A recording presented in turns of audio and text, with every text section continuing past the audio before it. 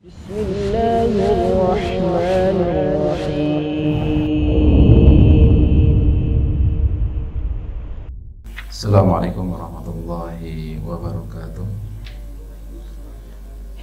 Bismillahirrahmanirrahim. Alhamdulillahi rabbil alamin. Wassalatu wassalamu ala asyrafil anbiya'i wal mursalin, nabiyina Muhammadin wa ala alihi wa sahbihi wa man tabi'a hudahu ila yaumiddin. Ya ayyuhalladzina amanu taqullaha haqqa tuqatih wa la tamutunna illa wa antum muslimun. Ma'asyiral muslimin, jemaah yang senantiasa dirahmati oleh Allah, alhamdulillah, segala puji dan syukur kita panjatkan kepada Allah Subhanahu wa ta'ala atas segenap karunia dan nikmat yang telah Allah Subhanahu wa ta'ala anugerahkan kepada kita semua. Ma'asyiral muslimin, jemaah yang senantiasa dirahmati oleh Allah, melanjutkan kembali kajian kita bersama kitab Umdatul Ahkam, karya dari Al-Imam Al-Hafidh Abdul Ghani Al-Maqdisi rahimahullahu ta'ala. Dan kita masuk pada pembahasan bab yang baru, yaitu bab tentang Kitabu As-Siyam, bab pembahasan tentang berpuasa. Di dalam bab ini Al-Hafidh Abdul Ghani Al-Maqdisi rahimahullah ta'ala membawakan beberapa hadis Nabi sallallahu alaihi wasallam. Hadis yang pertama, An Abi Hurairah radhiyallahu anhu qala qala Rasulullah sallallahu alaihi wasallam. Dari sahabat yang mulia Abu Hurairah, semoga Allah Subhanahu wa ta'ala senantiasa meridhai beliau. Beliau berkata, Rasulullah sallallahu alaihi wasallam bersabda, La tuqaddimu Ramadhan bisawmi yawmin aw yawmaini illa rajulun kana yasumu sawman falyasumhu. Kata Nabi sallallahu alaihi wasallam, janganlah kalian mendahului puasa di bulan Ramadan dengan berpuasa pada sehari atau 2 hari sebelumnya, kecuali bagi seseorang yang memang sebelum di bulan Ramadan dia sudah terbiasa menjalankan dan merutinkan ibadah-ibadah puasa yang lainnya, falyasumhu, maka tidak apa bagi dirinya untuk berpuasa pada 1 atau 2 hari sebelum memasuki bulan Ramadan. Ma'asyiral muslimin, jemaah yang senantiasa dirahmati oleh Allah, hadis ini oleh Syekh Muhammad bin Shalih Al-Utsaimin, beliau berikan tema dan judul Hukmu Sabqi Ramadhan bis-Sawmi, hukum mendahului puasa Ramadan dengan berpuasa pada 1 atau 2 hari sebelumnya. Maka kalau kita merujuk kepada apa yang disabdakan oleh Nabi sallallahu alaihi wasallam tadi, maka faidah yang bisa kita ambil bahwasanya hadis ini menjadi dalil terkait tentang terlarangnya dan diharamkannya bagi seseorang untuk berpuasa 1 atau 2 hari sebelum memasuki bulan Ramadan. Hanya saja larangan ini berlaku bagi siapa saja yang sebelum bulan Ramadan dia tidak terbiasa merutinkan dirinya dengan puasa-puasa sunnah yang lainnya. Artinya kalau ada orang yang dari bulan ini, dari bulan Rajab misalkan, dia sudah merutinkan salah satu di antara puasa-puasa sunnah, entah itu puasa Senin Kamis, atau kemudian yang paling mentopnya adalah puasa Daud sehari puasa dan sehari berbuka. Lalu kemudian puasa tersebut, puasa sunnah yang biasa dia rutinkan tersebut, berbenturan dengan 1 atau 2 hari sebelum bulan Ramadan, maka berdasarkan apa yang disabdakan oleh Nabi SAW, bagi orang tersebut dibolehkan untuk tetap berpuasa meskipun itu 1 atau 2 hari sebelum apa? Sebelum Ramadan. Ya, 1 atau 2 hari sebelum Ramadan. Dan ini juga sama dengan yang disabdakan oleh Nabi SAW terkait tentang misalkan larangan bagi seseorang untuk berpuasa di pertengahan terakhir di bulan Sya'ban misalkan.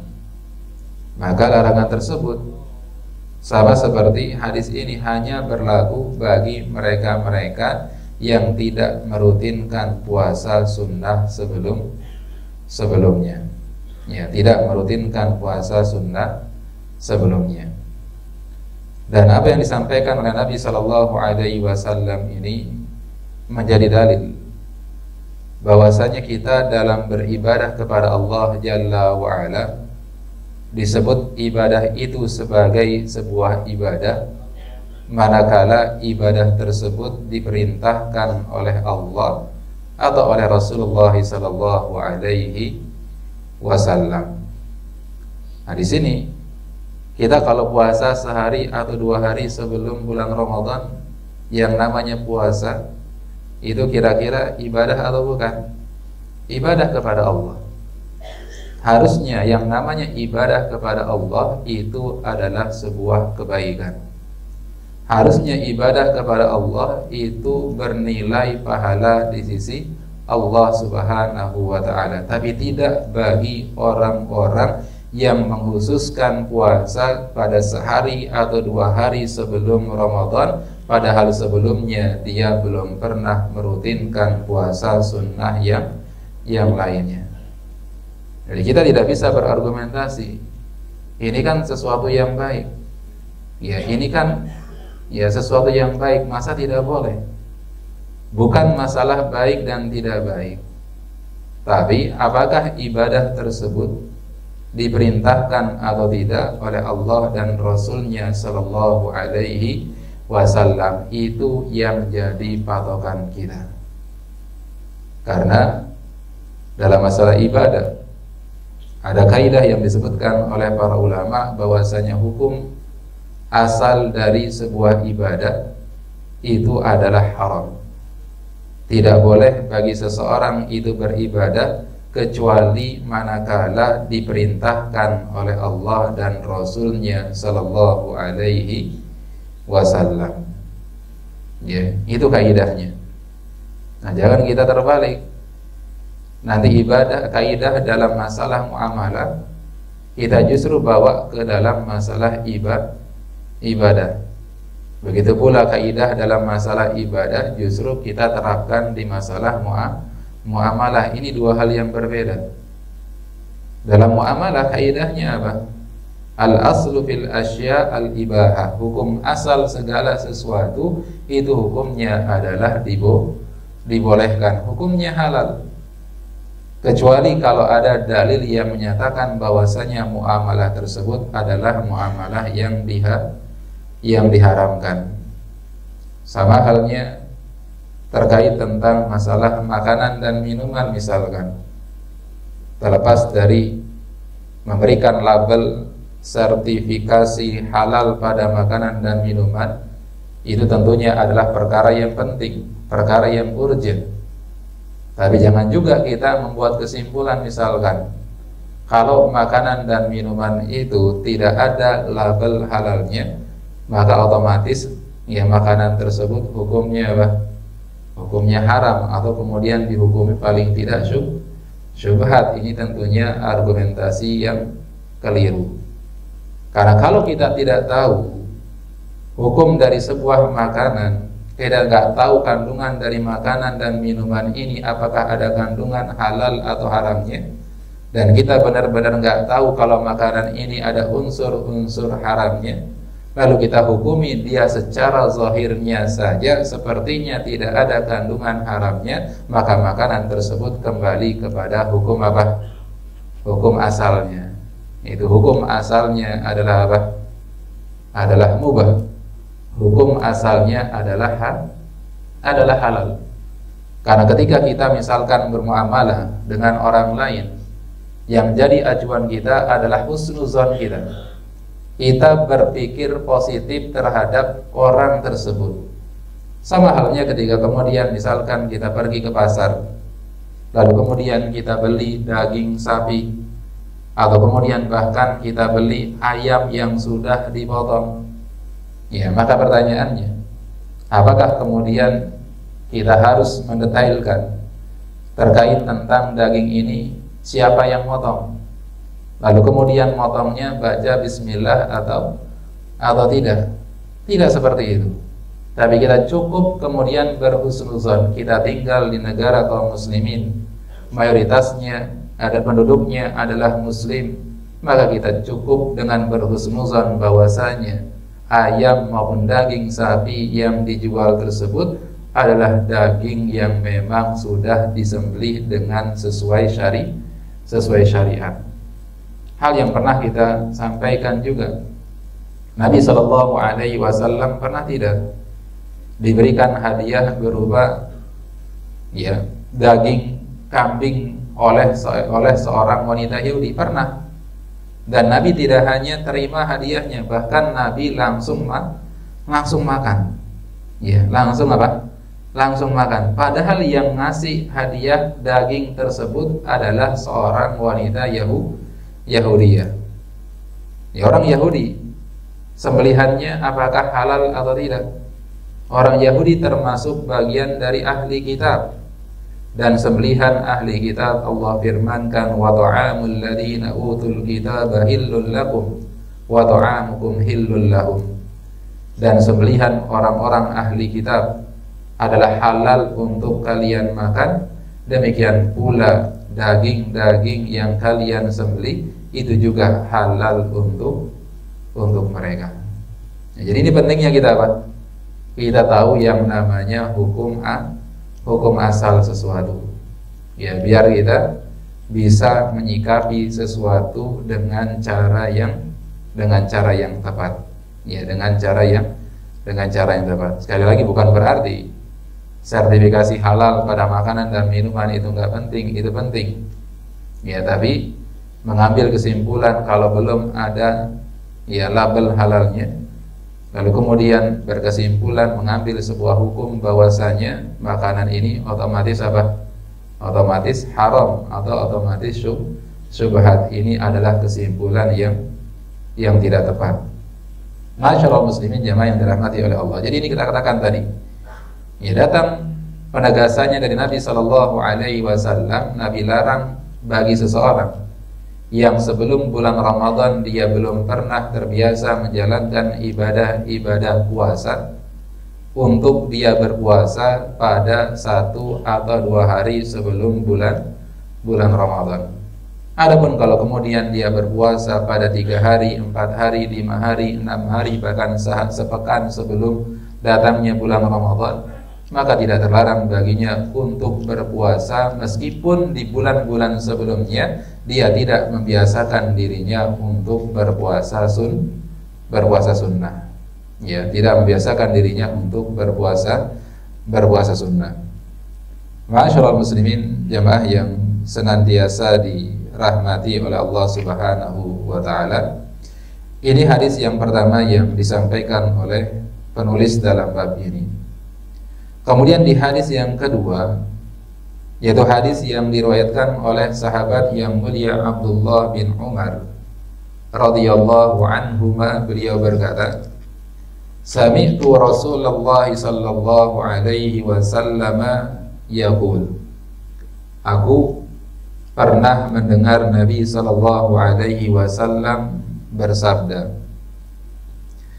"Idza ra'aitumuhu fasumu wa idza ra'aitumuhu fa'aftiru fa in gumma 'alaikum faqduru lahu." Kata Nabi sallallahu alaihi wasallam, apabila kalian melihat hilal, maka hendaklah kalian berpuasa, dan apabila kalian kembali melihat hilal, maka hendaklah kalian berbuka. Apabila di hari tersebut diliputi dan dinaungi oleh awan gelap, faqduru lahu, maka sempurnakanlah bilangan bulan Sya'ban, atau sempurnakanlah bilangan bulan Ramadan menjadi 30 hari. Ma'asyiral muslimin jamaah yang dirahmati oleh Allah Subhanahu wa taala. Hadis ini oleh Syekh Muhammad bin Shalih Al-Utsaimin diberikan judul dengan Madza yajibu bihi Shaumu Ramadan wa Fitr. Apa yang menjadi tolak ukur kewajiban dimulainya berpuasa di bulan Ramadan, dan apa yang menjadi tolak ukur berakhirnya kewajiban berpuasa di bulan Ramadan. Jadi di sini ada dua hal yang disampaikan, bahwasanya terkait tentang penetapan awal Ramadan, serta juga terkait tentang penetapan awal bulan Syawal atau berakhirnya bulan Ramadan. Untuk menetapkan awal-awal bulan tersebut di bulan Ramadan dengan mulai berpuasa di bulan tersebut, dan di bulan Syawal untuk memulai berbuka setelah berpuasa sebulan penuh, ini yang menjadi patokannya mulainya berpuasa dan berakhirnya puasa seseorang di bulan Ramadan adalah dengan melihat hilal. Ya, dengan melihat apa? Hilal. Ya, karena kata Nabi sallallahu alaihi wasallam, Nabi katakan, "Idza ra'aitumuhu," kalau kalian melihat hilal. Di sini Nabi sallallahu alaihi wasallam sampaikan dengan diksi ru'yah. Ru'yah itu artinya melihat dengan menggunakan mata. Dan tidak harus yang melihat di sini adalah orang dalam jumlah yang sangat-sangat banyak sekali.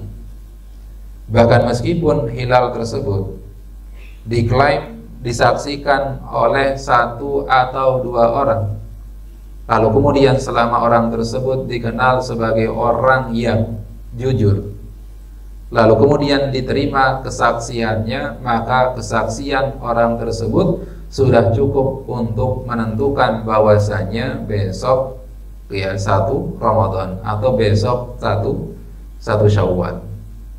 Dan inilah metode yang digunakan oleh Rasulullah sallallahu alaihi wasallam untuk menentukan awal bulan. Ya, menentukan awal bulan. Dan orang yang melihat hilal tersebut, kesaksiannya harus tersumpah dan dengan syarat diterima oleh siapa? Oleh pemerintah. Kalau misalkan kesaksian orang tersebut tidak diterima oleh pemerintah, ditolak oleh pemerintah, lalu kemudian lahir keputusan dari pemerintah bahwasanya bulan atau hilal tidak terlihat, maka kita genapkan bulan Sya'ban menjadi 30 hari misalkan. Maka apa yang menjadi keputusan dari pemerintah tersebutlah yang wajib untuk kita ikuti. Bahkan disebutkan dalam beberapa penjelasan terkait tentang orang yang tadi dia yakin benar-benar melihat hilal misalkan, akan tetapi kesaksian dia ditolak oleh pemerintah, maka orang yang melihat hilal tersebut, dia tidak boleh ngajak orang lain untuk ikut berpuasa esok hari, maka kewajiban dari orang tersebut hanyalah dia saja yang berkewajiban untuk apa? Untuk berpuasa esok hari. Ya, kalaupun apa? Kesaksiannya ditolak. Ya, ini ada pembahasannya di antara kalangan ulama. Bagaimana kalau misalkan ada orang yang melihat hilal tapi kesaksiannya ditolak, apa yang harus dia lakukan? Maka dia tetap berpuasa esok hari tapi merahasiakan apa? Merahasiakan dirinya sedang apa? Sedang berpuasa. Tidak kemudian memprovokasi atau ngajakin orang-orang lain untuk ikut berpuasa bersama dirinya, dan berbeda dengan apa? Dengan keputusan pemerintah. Ya, jadi inilah yang disebut dengan istilah apa? Istilah ru'yatul hilal. Ya, jadi dalam proses sekali lagi penentuan awal Ramadan dan awal Syawal itu ditentukan dengan apa? Dengan melihat hilal. Kemudian ada juga istilah, ada namanya wihdatul matali atau ikhtilaful matali. Apakah penentuan awal Ramadan ini mengacu pada satu penglihatan di seluruh negeri kaum muslimin, ataukah setiap negara itu memiliki wewenang mereka masing-masing? Itu juga ada pembahasannya di kalangan para ulama. Maka sebagian ulama menilai bahwasanya setiap negara itu punya wewenang mereka sendiri-sendiri untuk melihat apa? Melihat hilal. Maka tidak ada keharusan kalau misalkan di negara tetangga kita, Malaysia, Singapura dan lain sebagainya, ya, mereka di waktu yang sama itu melihat hilal di negara mereka, sedangkan kita di negara kita tidak terlihat hilal karena mendung dan lain sebagainya, maka tidak ada keharusan bagi negara kita untuk mengikuti mereka. Ya, karena pada prinsipnya adalah setiap negara itu punya matlak mereka masing-masing, punya wewenang masing-masing untuk melakukan ru'yah hilal. Sehingga awal Ramadan, awal Syawal itu tidak kemudian kita ngikutin negara-negara lain. Ya, tidak ngikutin negara-negara lain. Ya, sehingga kalau misalkan ya Saudi puasanya besok, kita puasanya lusa, maka kita puasanya yang ngikutin keputusan dari pemerintah kita, bukan ngikutin puasa yang ditetapkan oleh pemerintah siapa? Pemerintah Saudi. Ya, tidak bisa, karena apa? Karena setiap wilayah itu punya matlak mereka masing-masing.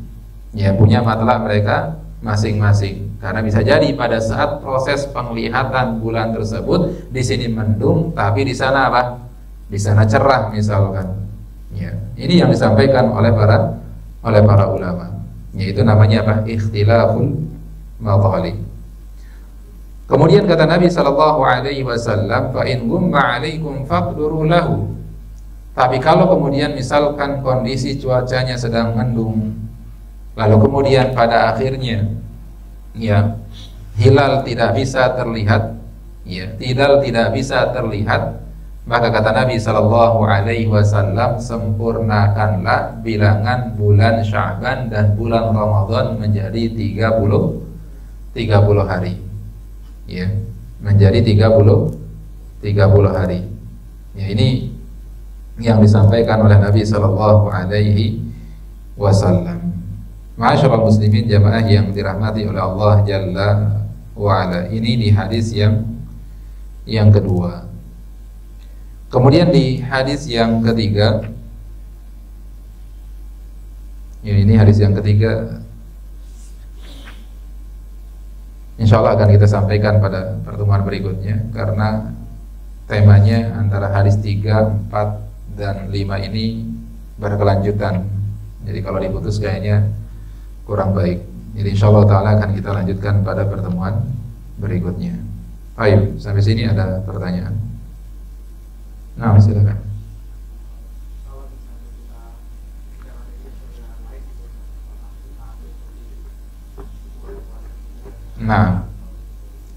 kita ngikutin puasanya di negara di mana kita sedang berada. Kalau misalkan kita safar, ya keluar negeri, lalu kemudian kita menghabiskan beberapa hari di sana dan kita ketemu pada akhirnya pada awal Ramadan yang mungkin penetapan awal puasanya berbeda dengan pemerintah kita, maka kita ngikut keputusan di tempat di mana negara kita tinggal, meskipun kita statusnya sebagai apa? Sebagai musafir, bukan statusnya sebagai mukim. Tetap ngikutin apa? Ketetapan pemerintah di mana tempat kita apa? Kita tinggal. Nah, Allah.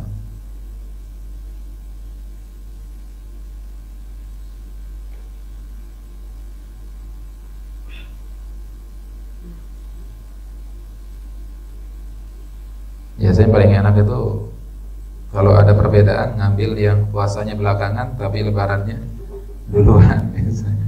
Biasanya pada begitu. Nah, baik, ada lagi pertanyaan?